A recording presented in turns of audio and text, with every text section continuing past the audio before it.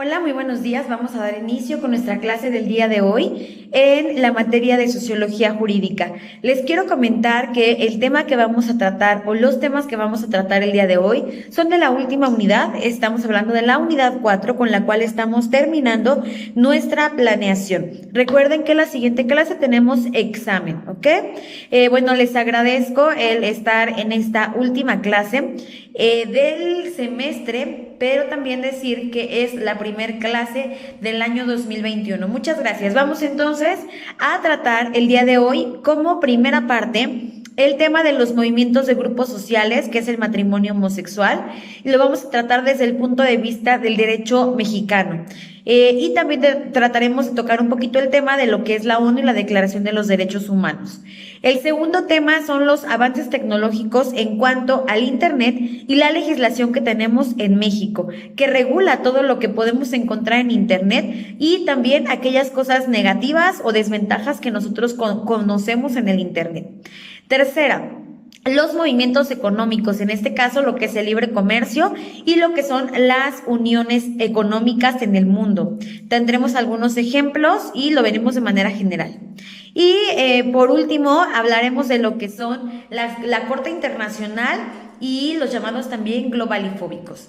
Entonces vamos a dar inicio. Decíamos que este primer tema que tenemos nosotros es el matrimonio igualitario en nuestro país.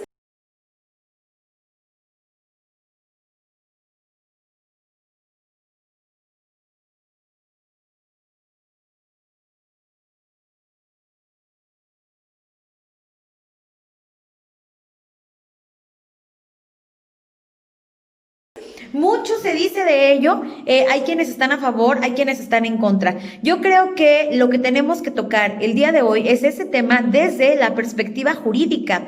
¿Qué es lo que sucede? ¿Qué ya había? ¿Qué no había? ¿Cuál es la protección al derecho humano?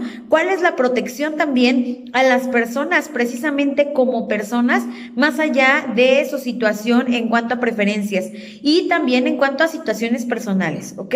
Entonces, desde ese punto de vista lo vamos a tratar. Y tenemos que el presidente Enrique Peña Nieto en el año 2016 envió a la Cámara de Diputados una iniciativa de decreto por el cual se reforma el primer párrafo del artículo cuarto de la Constitución Política. Recordarán ustedes, lo hemos tratado ya inclusive en otras materias, que nuestra Constitución en esta primera parte, que es la parte dogmática, tiene los llamados derechos humanos fundamentales o también llamadas garantías individuales.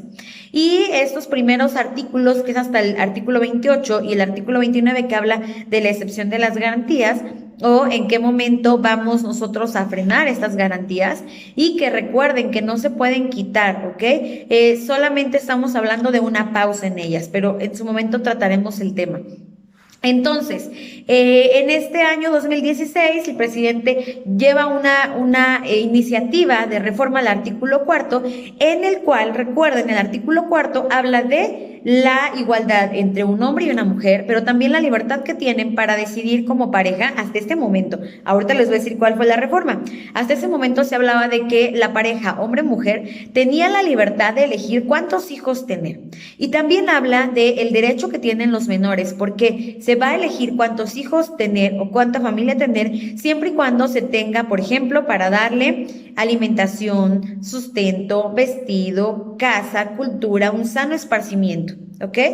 Pero en esta reforma o iniciativa de reforma, dice que todos los mayores de 18 años tienen derecho a contraer matrimonio y no podrán ser discriminados por ninguna situación, lo que decíamos personal, por ejemplo, de género, de discapacidades, de condición de salud, de religión y de preferencia sexual. Así es como lo maneja.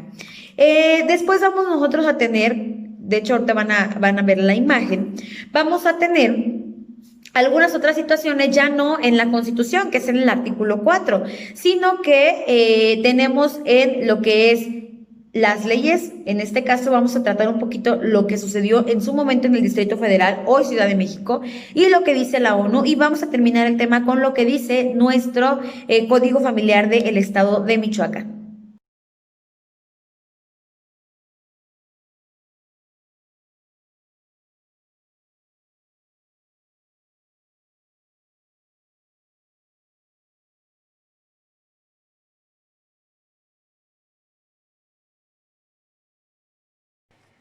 Bien, continuamos chicos y entonces decíamos, ¿qué es lo que dice la ONU? ¿Y qué pasa, por ejemplo, en otros estados como lo que hoy conocemos como la Ciudad de México?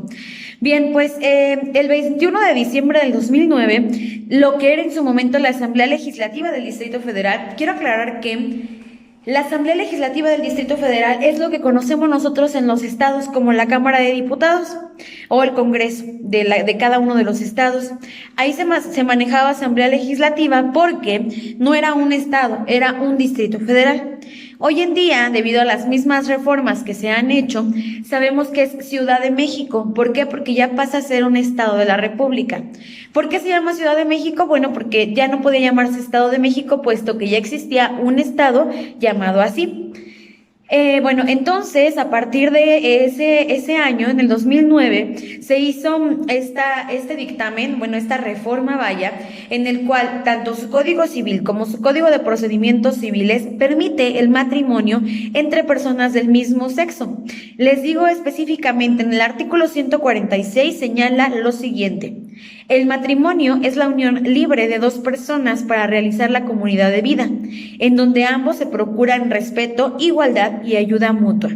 Vemos cómo, a diferencia de que en otros estados de la República se encuentra como que el matrimonio es esa institución fundada por un hombre y una mujer, aquí se habla de que el matrimonio es la unión libre de dos personas. No dice un hombre y una mujer, simplemente dos personas, por lo que puede ser un hombre y otro hombre, una mujer y otra mujer, o una mujer y un hombre, ¿ok? Es de manera libre esta unión. Y lo más importante aquí que se dice es esta comunidad de vida en donde se van a procurar respeto, igualdad y ayuda mutua. Recuerden que también hay algunos estados en la República donde la unión, donde hablan de este hombre y mujer, se va a fundamentar, o ellos consideran que se motiva porque una de las finalidades es la procreación y la perpetuación de la especie. Así es como lo manejan algunos códigos y algunas constituciones en cada uno de los estados de la República. Estoy precisando en este momento lo que dice en su momento la Ciudad de México, que antes era Distrito Federal, y que fue a partir del año 2009, cuando todavía era Distrito Federal, que se maneja este cambio, ¿ok?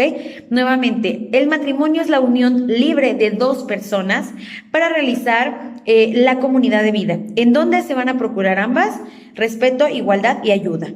Ok, ahora, ¿qué es lo que dice la ONU al respecto de esto? Bueno, pues es un consenso gradual donde se reconoce de manera jurídica el matrimonio, pero dicen que debe ser igualitario a nivel global, o sea, en todo el mundo, y no debe de haber discriminación por orientación sexual. De hecho, está prohibido en el artículo 21 del Pacto Internacional de los Derechos Civiles y Políticos, ¿ok? Entonces, esto es lo que dice el derecho internacional a través de este Pacto Internacional de Derechos Civiles y Políticos, donde nos menciona que el matrimonio debe de ser un bien jurídico tutelado, un derecho jurídico tutelado, pero sin discriminación de orientación sexual. Entonces debe ser igualitario a nivel mundial. También hay que mencionar que la Comisión Nacional de los Derechos Humanos, que recuerden que este es uno de los organismos emanados de la ONU, de los muchos que hay, y que en nuestro país la tenemos así, la CNDH, afirma que el matrimonio es una institución, secular, que forma parte de la condición humana. O sea, por el simple hecho de ser humanos, nosotros tenemos este derecho. Entonces, así como tenemos el derecho a la vida, el derecho a la libertad, el derecho a la igualdad, tenemos el derecho a casarnos o a vivir en un matrimonio. Quiere decir que no se puede exceptuar a una persona porque quiere casarse con otra persona del mismo sexo. Esto es en la visión jurídica. ¿Ok? Nuevamente lo menciono. Y también hay que decir que se menciona ahí que el matrimonio ha sufrido cambios, ha sufrido transformaciones y evoluciones. Entonces dice, por lo tanto, el matrimonio no puede estar condicionado a una orientación sexual. Esto es lo que se menciona en la ONU, en la Comisión Nacional de los Derechos Humanos también. Y por último, en este tema vamos a ver qué es lo que dice nuestra Constitución Política de, en este caso, nuestro estado de Michoacán. Y también veremos lo que dice específicamente, más que la Constitución, la ley y la norma que regula todo lo que tiene que ver con el derecho de familia. Y nosotros en Michoacán lo conocemos como nuestro código familiar. Recuerden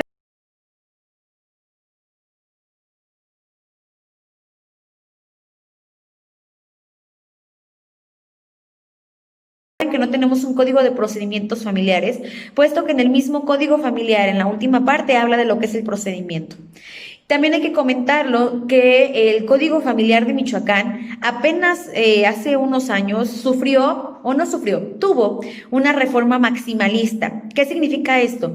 Una reforma minimalista es cuando tiene reforma un artículo, 2 artículos, 3 artículos, más artículos, pero no totalmente. O sea, nada más dentro de o en lo interno del artículo. Mientras que una reforma maximalista es cuando la ley completa va a sufrir cambios y entonces todos los artículos tendrán algún cambio, a lo mejor se modifica el contenido, este contenido pasa a otro artículo, etcétera. Pero nuestro código familiar sí tuvo cambios importantísimos recientemente. Por ejemplo, recuerden que se vuelve todo de manera oral. También tenemos que el divorcio tiene una nueva figura que es el divorcio incausado o injustificado. Y dentro de estas modificaciones, la mayoría de las modificaciones de hecho fueron atendiendo a los derechos humanos. Entonces, una de estas modificaciones fue precisamente el que incursiona lo que en otros lugares conocemos como matrimonio igualitario o matrimonio en personas del mismo sexo. Aquí se llama sociedad en convivencia. ¿Ok? Vamos entonces a analizar lo que es la sociedad en convivencia. Entonces, ¿qué es lo que menciona el artículo, o más bien qué artículo menciona dentro de lo que es el Código Familiar del Estado de Michoacán, la sociedad en convivencia? Bueno, pues son los artículos 295 y consecutivos. Ahorita tocaremos solamente el 295 y el 297. El artículo 295 reza lo siguiente: la sociedad de convivencia es el acto jurídico que se constituye cuando dos personas físicas del mismo sexo, mayores de edad y con capacidad jurídica plena, establecen un hogar común con voluntad de permanencia y de ayuda mutua con el objetivo de formar una familia. Entonces vamos a desmenuzar esta parte. ¿Por qué en Michoacán no se llama matrimonio? Yo les voy a dar la justificación que dieron, en este caso los legisladores, los diputados que forman parte del Congreso del Estado, y en su momento decían que no se iba a llamar matrimonio porque matrimonio viene de la palabra mater, que es pues de alguna forma madre. Entonces quería decir que el matrimonio tenía una madre y un padre. Quería decir entonces que era un hombre y una mujer y que la función era la procreación de la familia y la perpetuación de la especie. Por lo tanto, en Michoacán, entonces deciden poner sociedad en convivencia. Ahora, para aquellas personas que no están de acuerdo en esto, también les quiero mencionar cuál es la justificación jurídica que dan al por qué sí aceptar la unión entre personas del mismo sexo. Bien, pues resulta que al momento de hacer esta reforma maximalista del Código Familiar, les decía, lo primero que ven es los derechos de los humanos, de las personas, pero también la no discriminación. Es como los pilares fundamentales que dan origen a esta reforma maximalista del Código Familiar. Entonces, otra de las cosas que se reformó, para que me entiendan hacia dónde va el sentido de las reformas, es que antes teníamos 3 tipos de parentesco, que era el parentesco civil, el parentesco consanguíneo y la adopción. ¿Ok? El parentesco civil es el parentesco por afinidad es el que se da cuando empiezas a tener un concubinato, empiezas a tener un matrimonio, que es la figura más importante de este tipo de parentesco. El consanguíneo es cuando tienes una unión de parentesco con una persona por sangre, por ejemplo, con tus padres, abuelos y también en este caso con tus hijos, nietos, en este caso con ascendientes y descendientes directos. Pero había una tercera y estamos hablando de la adopción. En este caso se decía hijo consanguíneo o hijo adoptivo. Los legisladores, al hacer el análisis, dicen o pensaron en ese momento que esto era discriminar, que era como decir cuáles son hijos consanguíneos y cuáles son hijos adoptivos, y entonces es discriminar a los hijos adoptivos. Según ellos, o en el sentido que ellos lo manejan, esto pues era una discriminación, por lo que desaparece este parentesco y los hijos adoptivos pasan a ser hijos consanguíneos, aunque pues si nos fuéramos nosotros por el término tanto etimológico, de todo este tipo de situaciones no sería tal cual, porque pierde el sentido de que sea de sangre, ya que no lleva la misma sangre. Pero les digo nuevamente, en el sentido de la no discriminación fue que hicieron esto. Por lo mismo, y de acuerdo a la ONU, como lo acaban de ver ustedes y les acabo de comentar, y también de acuerdo a la Comisión Nacional de los Derechos Humanos, no se le puede negar a una persona el que pueda permanecer en matrimonio solamente porque su orientación sexual es hacia el mismo sexo.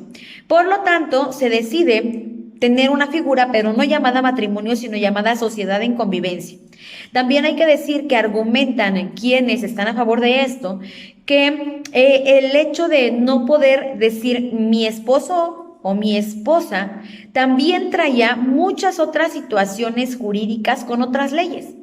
Por ejemplo, cuando querían, bueno, ellos están trabajando en una empresa, tienen seguro y entonces querían asegurar a su pareja, pues resulta que no existía la figura. ¿Por qué? Porque no puedo asegurar a mi pareja porque resulta que no es mi esposo, no es mi concubino tampoco. Entonces, ¿qué era lo que podían hacer? De alguna forma esto era atacar sus derechos fundamentales y también sus derechos laborales.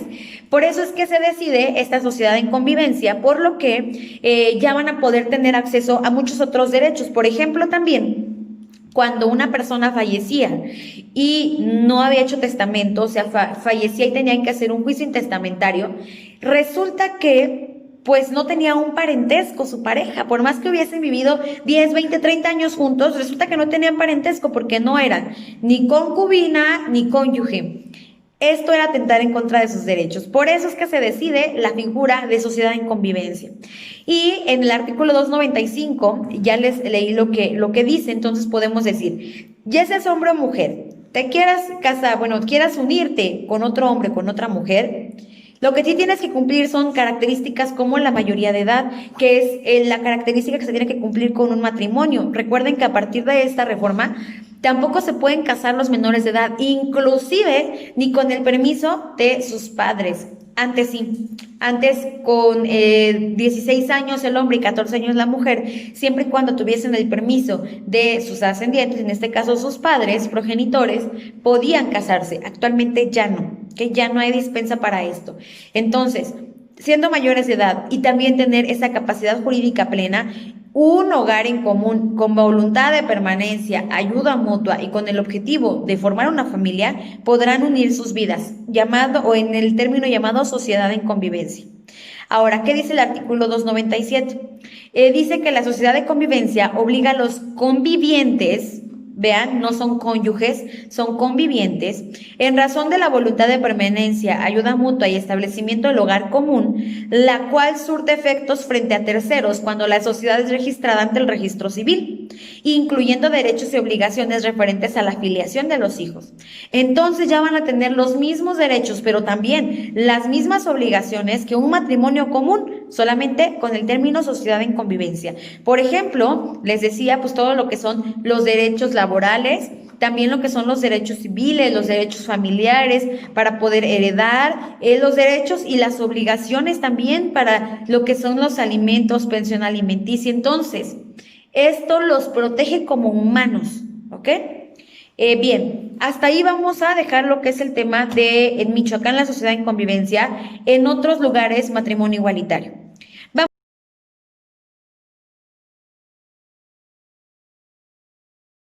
Vamos entonces con el tema 2, 4.2, que se llama los avances tecnológicos, el Internet y su legislación. Bien, pues como podrán ver, la sociedad de la información nace con el proceso técnico, el cual nos va a permitir almacenar, guardar, modificar y encontrar, así como comunicar información.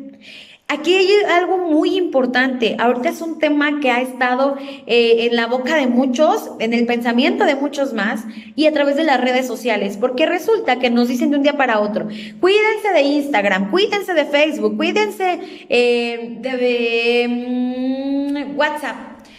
Porque resulta que las nuevas, la modificación que hicieron y en el momento que a nosotros nos dicen que aceptemos esas modificaciones y le damos a aceptar, casi siempre no las leemos.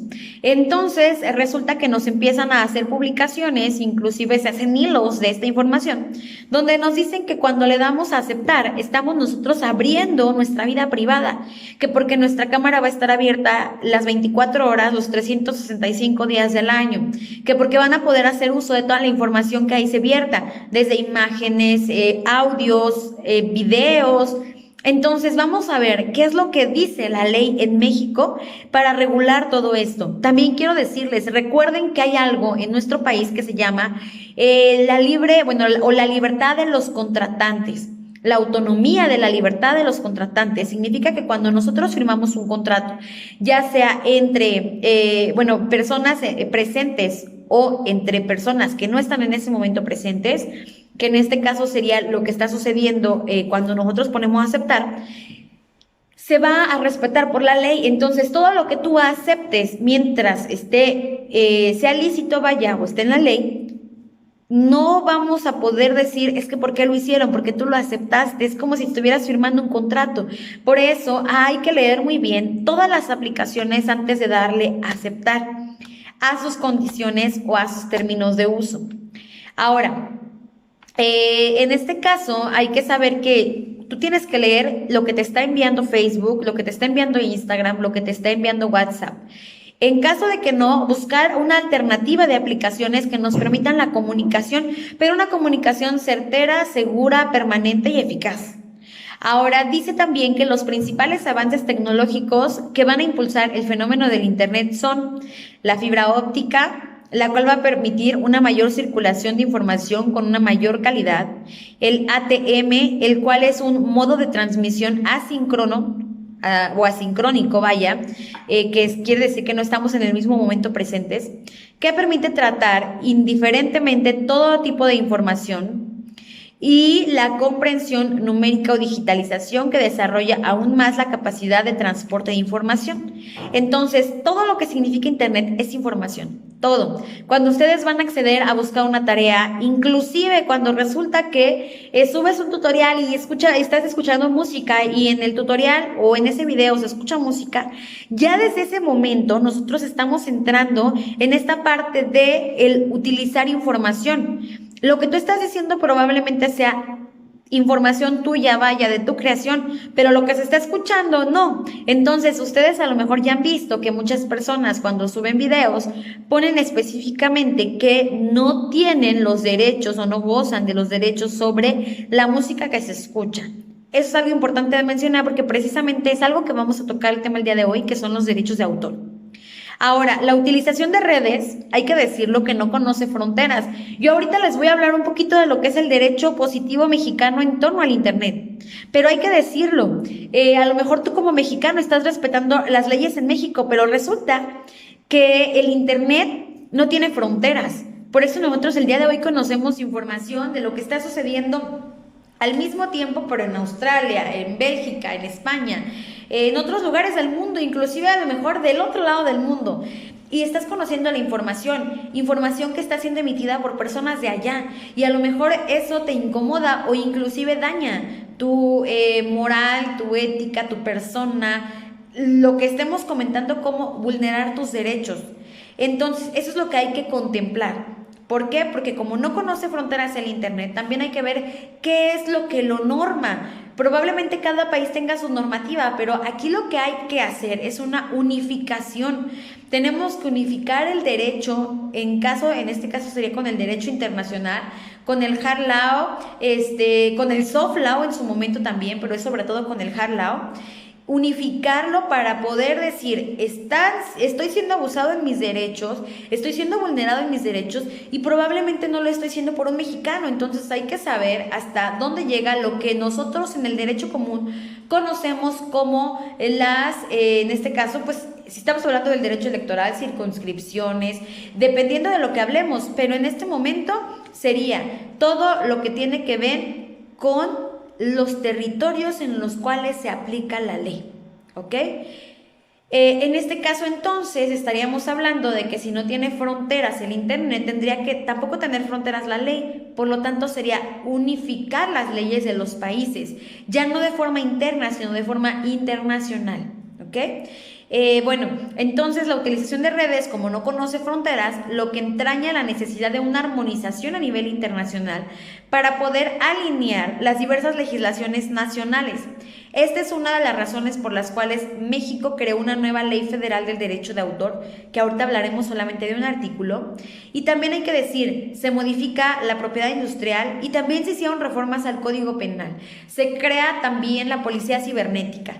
Entonces, les digo, todo esto es importantísimo, pero también hay que ver el ámbito de aplicación, lo que llamamos nosotros en este caso la validez. Entonces tenemos que ver cuál es el ámbito de aplicación para que sea válida la ley, ¿ok? Más allá de la materia, en este caso es el espacio, la validez del espacio.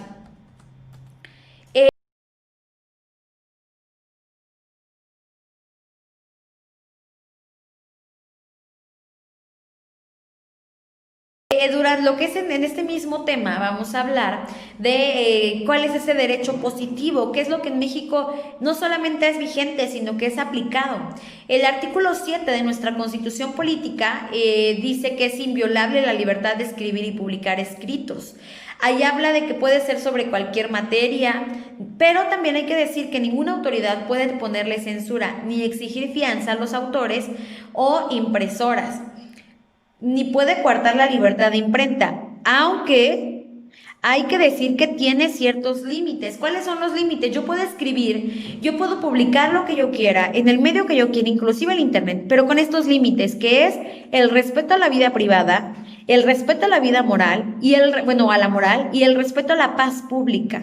Si yo lo que estoy diciendo, lo que estoy publicando, va a vulnerar el derecho de una tercera persona en su vida privada, o va a vulnerar la moralidad de la colectividad o la paz pública, entonces quiere decir que ahí sí me pueden censurar, entonces puede decir que ahí sí me pueden coartar, porque recuerden que nuestra libertad va a llegar al límite donde está la libertad de la otra persona, ¿ok? Recuerdan aquella frase de Benito Juárez: entre los individuos como entre las naciones, el respeto al derecho ajeno es la paz. Yo tengo el derecho a la libertad de escribir y publicar, pero también recuerden que esa otra persona va a tener el derecho sobre su vida privada y yo eso no lo puedo vulnerar. También hay que decir que la misma Constitución, en el artículo 9, habla lo referente a la libertad de expresión y de manifestación de las ideas. Si lo que nos interesa a nosotros es asegurar el respeto a los derechos de la personalidad, cuando ciertas informaciones que le conciernen sean transmitidas por Internet a nivel nacional, entonces habría que dirigirnos hacia los derechos de la personalidad.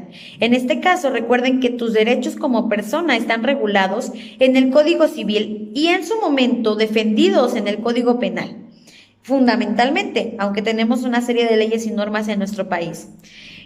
Por ejemplo, ¿cuál otra? La Ley Federal del Derecho de Autor, ¿ok? Y ahora, pasándonos precisamente a esta Ley Federal del Derecho de Autor, tenemos que en el artículo 109, esta ley habla del acceso a la información que tiene carácter privado relativo a las personas, contenida en las bases de datos a que se refiere el artículo 108, así como la publicación, reproducción, divulgación, comunicación pública y transmisión de información. Pero para yo poder hacer todo esto de un tercero, requiero la autorización previa de esa persona. Ejemplo, y de hecho sucede mucho en el ámbito del medio artístico. Alguien quiere escribir un libro y lo hace. Entonces, eso es parte de su derecho a la libertad de escribir y publicar, a la libertad de expresión, a la libertad de manifestar sus ideas. Pero resulta que habla de la vida privada de una persona, entonces ahí sí hay límite. Resulta que va a vulnerar la moral o la paz pública, entonces ahí sí hay límites, ahí sí hay censura, ahí sí se puede coartar esa libertad. Y si aparte de eso lo estoy haciendo a través de un libro y esa persona no me lo autorizó, ya por eso puede esa persona ganarme una demanda, un juicio, y son juicios millonarios los que van ahí, porque están dando a conocer a lo mejor cosas que esa persona no quería dar a conocer. Y pasa mucho cuando habla de el libro biográfico de tal persona, sí, pero a ti no te autorizaron a hacerlo, que eso sucede. Bien, y bueno, vamos ya por último a tocar un poquito el tema de lo que es la ley federal en cuanto a los derechos de autor.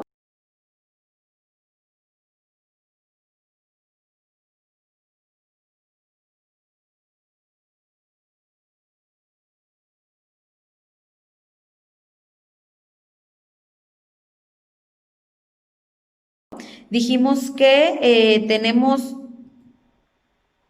el artículo 109, pero también vamos a tocar el artículo 27 de la misma ley, donde habla que se tienen que regular los derechos patrimoniales de los titulares. Recuerda que es tuyo todo lo que puedas tener, digamos, forma de acreditar. Una casa, una escritura, un vehículo, una factura.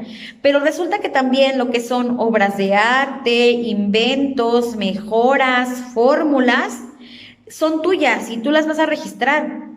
Entonces, es parte de tu patrimonio, eso se le llaman derechos patrimoniales. Por ejemplo, tu obra, tú vas a decidir si se reproduce, si se publica, si se edita y en qué medio. Tú puedes comunicar de manera pública tu obra, puedes representarla, recitarla y ejecutarla, puedes exhibirla. También hay que decir del acceso público por medio de la comunicación, o sea, tú eres quien vas a decidir si se publica en la televisión, en la radio, en el internet, en el periódico o en qué medio.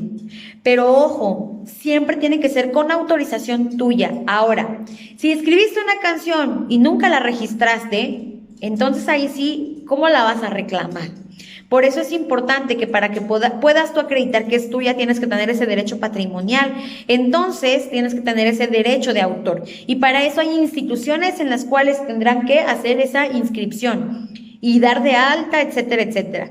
Entonces, la transmisión pública o la radiodifusión de tus obras en cualquier modalidad, desde cable, fibra óptica, microondas, vía satélite o cualquier otro medio análogo, va a ser siempre y cuando tenga la autorización tuya. Si alguien lo reproduce, si alguien lo publica, si alguien lo edita sin tu autorización, eso es un delito, incluyendo por vía internet. Nuevamente, por eso hoy en día vemos en los tutoriales que las personas ponen, si está alguna música de fondo, que no tienen derecho sobre esa música, ¿ok?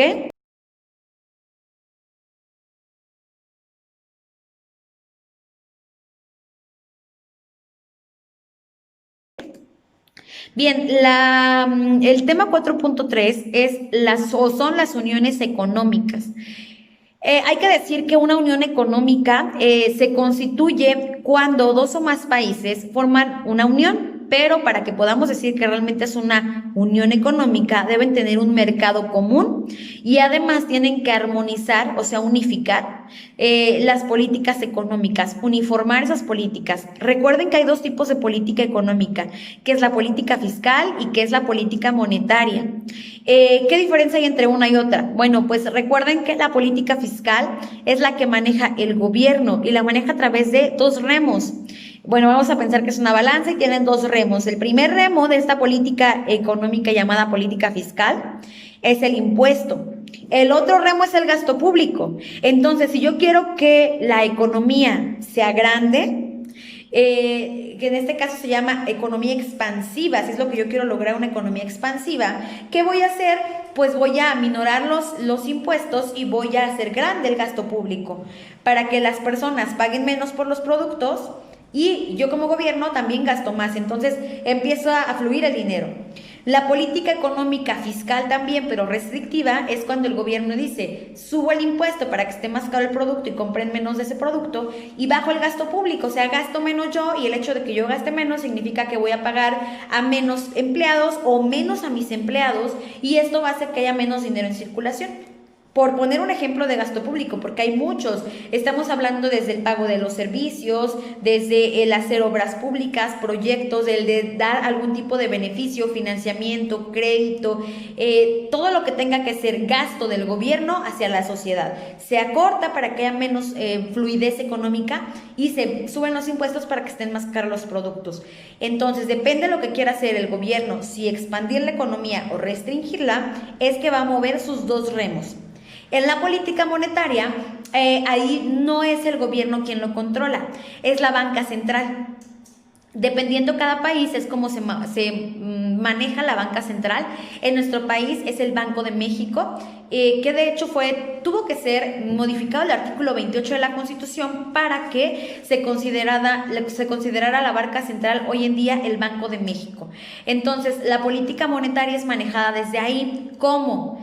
Pues subiendo o bajando la tasa de interés, subiendo o bajando el coeficiente de caja, dentro de algunas otras situaciones específicas. Por ejemplo, el poder introducir dinero al mercado, o sea, en este caso tener más dinero manejándolo en la sociedad, el quitar dinero del mercado, que también se realiza, las modificaciones a la moneda, al valor, a la paridad, la inflación, todo esto tiene que ver con la política monetaria. Entonces, para que haya una unión económica, dos o más países tendrán que unificar sus políticas fiscales y monetarias y además tener un mercado común, o sea, que haya intercambio de bienes o servicios, o de ambos. Se tiene que eliminar la discriminación. Y esto lo que va a hacer es que realmente no haya disparidades en las políticas y que sean unificadas. En este caso vamos a decir que una unión económica se va a alcanzar cuando realmente la materia fiscal y la materia monetaria sean las mismas, tengan también políticas comerciales que los unan. Por ejemplo, al decir, tengo a tanto el arancel por tal producto, pero a ti, por ser parte de esta unión, va a ser de tanto, o sea, un porcentaje menor. O a ti voy a dejar que entre mercancía a mi país en mayor porcentaje a diferencia de los demás países. Esto la mayoría de las veces se hace a través de tratados internacionales o acuerdos multinacionales. Por ejemplo, ahorita en la imagen ustedes van a ver lo que es la Asociación Latinoamericana de Integración, que antes también, digamos, llegó a sustituir la Asociación de Libre Comercio en lo que es Latinoamérica. También tenemos Mercosur. Quiero, antes de llegar a lo que es Mercosur, hablarles de que la ALADI se crea con un tratado internacional, precisamente, con un pacto internacional. Después tenemos Mercosur. Mercosur, lo que los caracteriza es que son países con dos idiomas, o que hablan uno de estos dos idiomas, que es el portugués o el español. No incluye ningún otro, que es el Mercosur. Tenemos la imagen ahí del Telcán, que recuerden que como tal el Telcán desaparece y ahora es el acuerdo multilateral México, Estados Unidos y Canadá. Antes era el Telcán, que de hecho en nuestro país entra en operaciones con Salinas de Gortari, donde nosotros nos inauguramos en lo que es la globalización. Y también lo que es la Unión Europea, que es una de las uniones más importantes. Sí les quiero comentar que aquí no puse una unión que hoy en día es importantísima, y estoy hablando de la que realizan en su momento Brasil, India, China, Sudáfrica y Rusia. En este caso son 5 países o 5 regiones muy importantes que si ustedes checan en el mapamundi, son de los 5 lugares o países más grandes en el mundo. Son de los 5 países que tienen más población en el mundo, pero también de los 5 países que poseen más recursos naturales en el mundo, que en su momento eran países muy pobres en cuanto a muy ricos en los recursos naturales, pero muy pobres en economía, inclusive algunos de ellos considerados de tercer mundo en su momento, y que con esta unión lo que hacen es generar mayores recursos, porque dicen, es que la ONU no nos está ayudando mucho, ya que la ONU beneficia más a Estados Unidos, aunque se supone que no debiese ser así, pero así lo hace. Entonces forman esta unión, nuevamente les digo, Rusia, Brasil, India, China y Sudáfrica, que se llaman las BRICS, De hecho, Sudáfrica fue el último que entró, antes se llamaba la BRIC o las BRIC, y al ingresar Sudáfrica cambia su nombre a las BRICS. En este caso, estos países hacen esta unión, tienen su propio banco, pueden tener fondos internacionales y acceso a ellos, y la verdad es que los ha situado, algunos de ellos, como potencias en el mundo. ¿Ok? No lo puse dentro de lo que son las imágenes porque ya no cabía, pero sí es importante que ustedes conozcan que paralelo a la ONU hay esta otra unión llamada las BRICS. ¿Ok?